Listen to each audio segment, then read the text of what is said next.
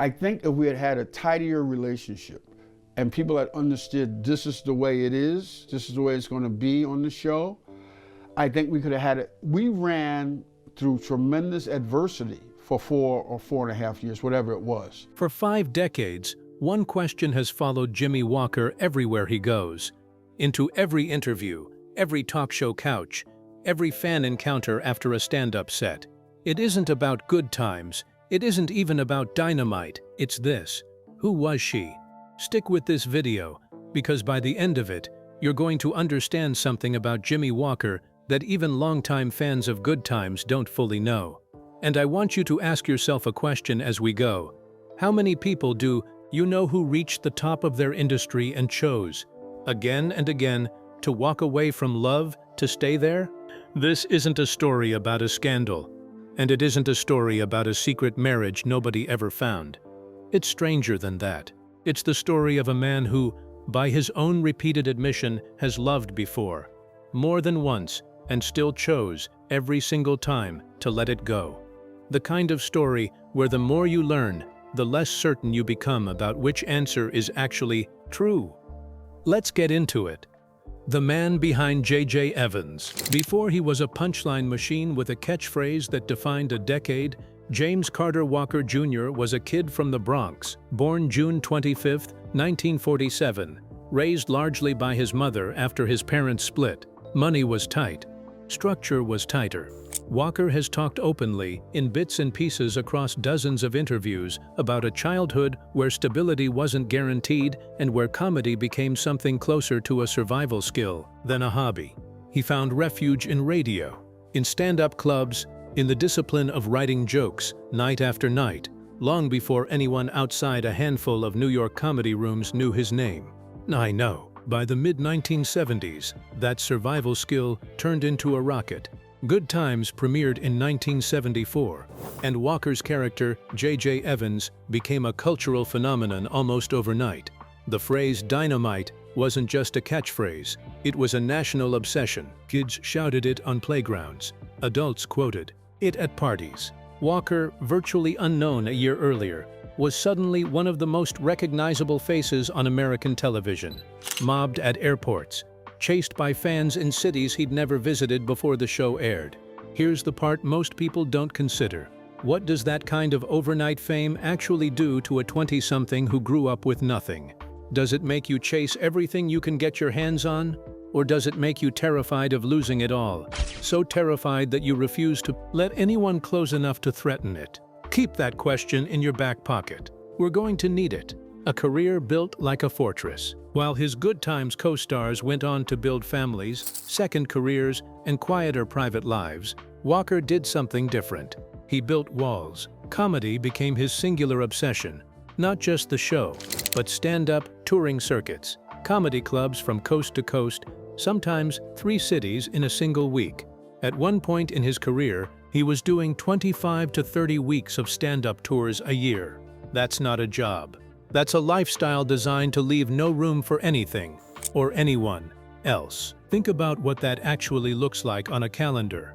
Half a year, every year, spent in hotel rooms, green rooms, and airport terminals. No steady address in the way most people understand it. No routine dinners with the same partner. No holidays guaranteed to be spent in one place with one family. For most people, that kind of schedule would feel like a sacrifice. For Walker, by every account he's given, it felt like the point. And when interviewers pressed him, decade after decade, on why a famous, wealthy, charismatic entertainer never settled down, his answer never wavered. "I just don't believe it works," he told one interviewer bluntly. "The majority of my friends are divorced, hostile, and angry. They lost the house they worked their whole lives to get." That's not a man who never found love. That's a man who watched what happened to the people around him and made a calculated decision. But here's the question that should be nagging at you right now. Is that the whole story? Because when you dig into Walker's actual romantic history, something far more complicated starts to surface. The woman everyone assumed was his wife. For years, if you asked casual fans who Jimmie Walker's wife was, a shocking number of them would say the same name, Jer Fields. Fields was an actress in her own right, known for a recurring role on Good Times itself, along with appearances on The Jeffersons and What's Happening. In 1980, she and Walker appeared together on the game show Tattletales, a program built entirely around real-life couples answering questions about each other for prize money. Their chemistry on that stage was so convincing, so natural, that audiences at home walked away completely certain they'd just watched a married couple. The rumor calcified almost instantly. It spread through fan magazines, then through decades-old newspaper clippings passed around by collectors, then through message boards, and finally through entire modern websites dedicated to confirming the Walker-Fields marriage. A marriage that, according to every direct account from Walker himself, never actually happened. It's worth sitting with just how long this myth survived. We're not talking about a rumor that lasted a news cycle. We're talking about a piece of misinformation that outlived disco, outlived VHS tapes, outlived the entire era of print tabloids, and made it all the way into the search engine age, where new articles were still being written to debunk a marriage that was never real to begin with. Why does that matter? Because it tells you something important about Jimmie Walker. He was so private, so guarded about his real relationships, that the public had to invent one for him. When someone refuses to give the world an answer, the world writes its own version. And once you understand that pattern, it makes what came later even more revealing. Then came the name nobody expected. In 2017, something happened that no one saw coming. Not fans, not tabloids, not even Walker's own team, it seemed. Legendary producer Norman Lear, the man who created Good Times and worked alongside Walker for years, sat down for an interview and dropped a bombshell almost in passing. Lear said Walker was dating Anne Coulter. Let that sink in for a second. Anne Coulter, the fiery conservative commentator, author, and one of the most polarizing media figures in modern American politics, and Jimmie Walker, a black entertainment icon who built his name on a working-class Chicago sitcom about a family scraping by in a housing project. On paper, it reads like a headline built for controversy, and it worked exactly that way, spreading across entertainment sites within hours. Lear didn't stop there either. He reportedly said he and his wife had dinner with the two of them, and that he found Coulter surprisingly warm in person, a detail that, on its own, suggests this wasn't some passing gossip Lear had merely heard secondhand. This was a man describing an evening he claims to have personally witnessed. Coulter herself, when pressed, gave a very different answer. She said the two of them were simply friends, nothing more. So which version is true? A media legend claiming firsthand knowledge of a romance, complete with a dinner date he says he attended? Or the woman at the center of it, flatly denying any romantic connection at all? Here's where it gets even stranger. Rumors of a relationship between Walker and Coulter had actually started years earlier, around 2013, when the two were spotted together publicly on multiple occasions. That means this wasn't a one-time tabloid rumor. It was a years-long pattern of public sightings, followed by public denial, followed by a trusted industry insider reigniting the whole thing years later, in 2017, with far more specific detail than the original rumor ever had. Ask yourself, why would two people who are just friends keep generating years of romance rumors, spanning nearly half a decade, involving one of the most respected producers in Hollywood history vouching for it? People don't usually go out of their way to invent dinner parties. So what was Norman Lear actually protecting Walker from? Or protecting the truth about when he chose to bring it up publicly at all? The woman he actually named. Here's where the story shifts from rumor to something closer to confirmation. Buried in interviews far less publicized than his Coulter headlines, Walker acknowledged an actual relationship with a woman named Samantha Stone. Samantha Stone wasn't a Hollywood actress or a media commentator. She had previously been married to a professional baseball player before her relationship with Walker began.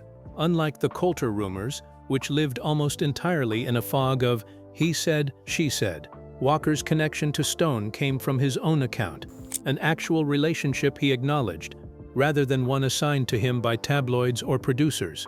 Notice the difference in how these two relationships surfaced. The Coulter story exploded because someone else, Norman Lear, talked about it. The Samantha Stone relationship surfaced quietly, almost as a footnote, because Walker himself chose, at some point, to let it be known. That distinction matters.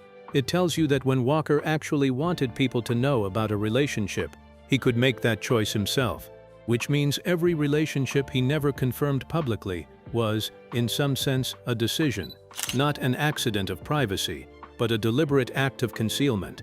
And this raises the real question at the center of everything we've covered so far. If Walker was capable of real relationships with Samantha Stone, with whoever else came before her, why did none of them ever turn into a marriage?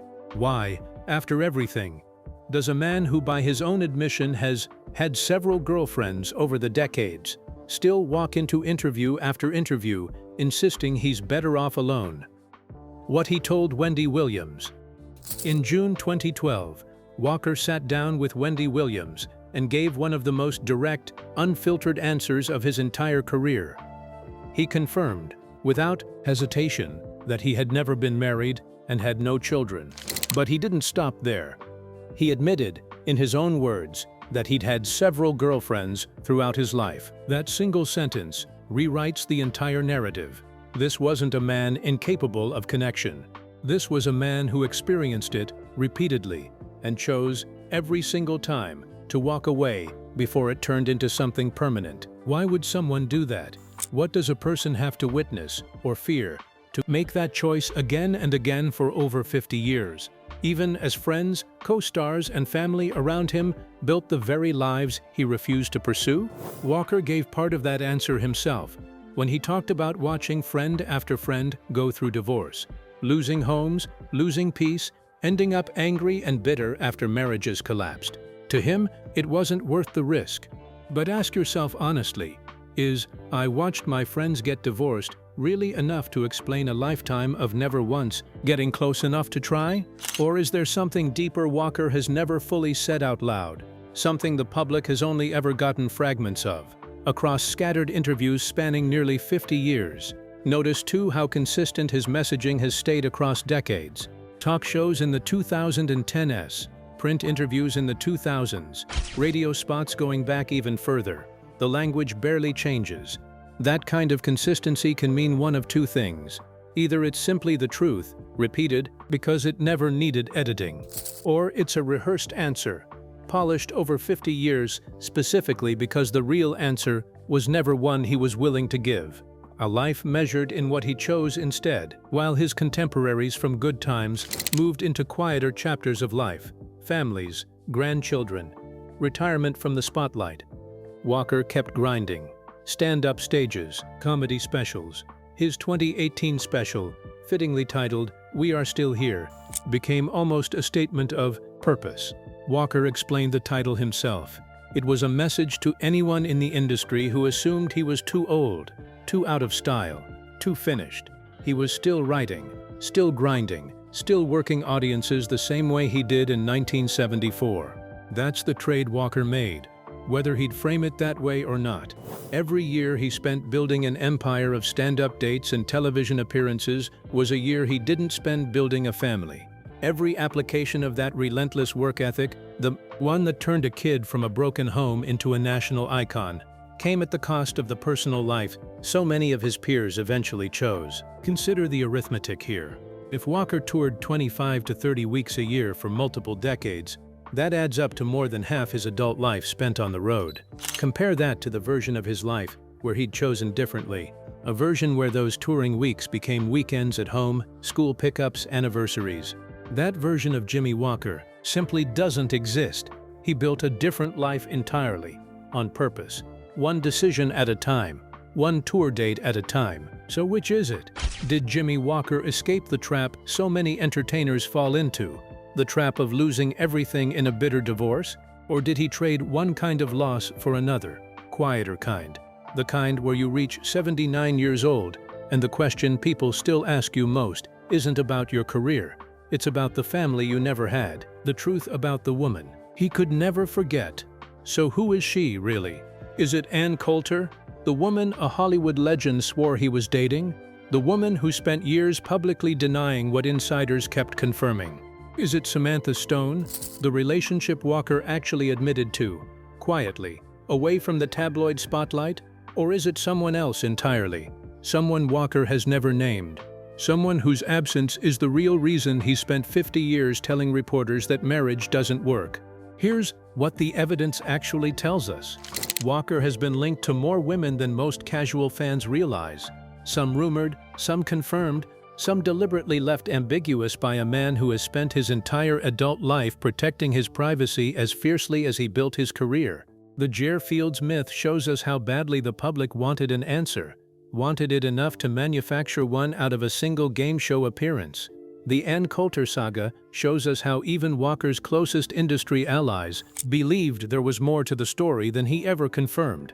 Enough for Norman Lear himself to describe a dinner he says he attended, and the quiet admission about Samantha Stone shows us that behind the jokes and the deflections, there was real love in his life, just never love he let stay.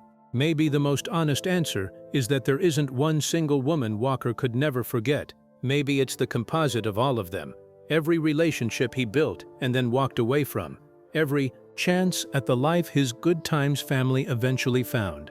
Traded instead for one more tour date, one more stand-up set, one more year of staying. In his words, still here. Or maybe, and this is the possibility that should sit with you the longest, the woman he could never forget is simply the version of his own life he never let himself have. Not a person at all, but a path he saw clearly enough to describe in interview after interview, and chose every single time not to take. What his co-stars never understood. It's worth pausing here to talk about the people who watched all of this unfold up close, his Good Times castmates. Walker has said publicly that his relationship with Esther Rolle, who played his mother on the show, was strained for much of its run. Rolle was openly critical of the J.J. Evans character, worried the exaggerated comic persona reflected poorly on the community the show was meant to represent. She was vocal enough about it that she left the series for a season during that dispute. Think about what that means for a young Walker at the time. He wasn't just building walls against romantic relationships. He was navigating tension inside his own professional family, on the very set that made him famous. If the people who spent 40 hours a week with him on a soundstage couldn't fully connect with him, is it really a surprise that Walker built the same distance into his personal life? Years later, Walker was blunt about it in an interview, saying plainly that despite the years they'd spent together, the cast was never truly close, never really bonded as friends the way audiences might assume a beloved ensemble would. That's a striking admission from a man whose defining role was built entirely on the idea of family, a tight-knit household finding joy despite hardship. The actor who played the comic heart of one of television's most famous families was, by his own account, somewhat isolated even there. Doesn't that reframe everything we've talked about so far? If Walker couldn't fully let his guard down with the people he worked alongside for 6 years, on camera, in front of millions of viewers every week, how much harder would it have been for him to let his guard down with someone he was supposed to build an entire life with? The pattern nobody wants to say out loud. Step back and look at the shape of this story as a whole. A childhood without much stability, a sudden, overwhelming rise to fame in his 20s, a refusal to bond fully with the cast that made him a household name, a career built around constant motion, planes, tour buses, green rooms, specifically engineered to avoid the kind of stillness a real relationship requires, rumored romances that never got confirmed, one admitted relationship that still never became a marriage, and a 50-year answer to the marriage question that has barely changed a word. That's not a coincidence, that's a pattern. And patterns like that don't usually form by accident. They form because somewhere early on, a person decided that connection was a risk not worth taking, and then spent the rest of their life building a career that made that decision easy to justify. Here's a question worth sitting with. How many of the biggest names in entertainment history have followed that exact same blueprint? Chase the spotlight hard enough, long enough, and the spotlight itself becomes an alibi, a perfectly reasonable, endlessly repeatable excuse for never risking the kind of vulnerability that love actually demands. Jimmie Walker isn't the first entertainer to make that trade, but at 79 years old, still touring, still writing new material, he might be one of the most honest about the fact that he made it on purpose. Here's the question I want to leave you with, because I think it says more about all of us than it does about Jimmie Walker. If you had to choose between a legacy that outlives you or a family that remembers you, could you actually make that choice? Or is Walker's real secret simply that, deep down, he never wanted to find out? Drop your answer in the comments, and if this is the first time you're hearing the real story behind Jimmie Walker's love life, hit subscribe, because this channel is only getting started on the untold stories Hollywood's biggest icons never wanted told.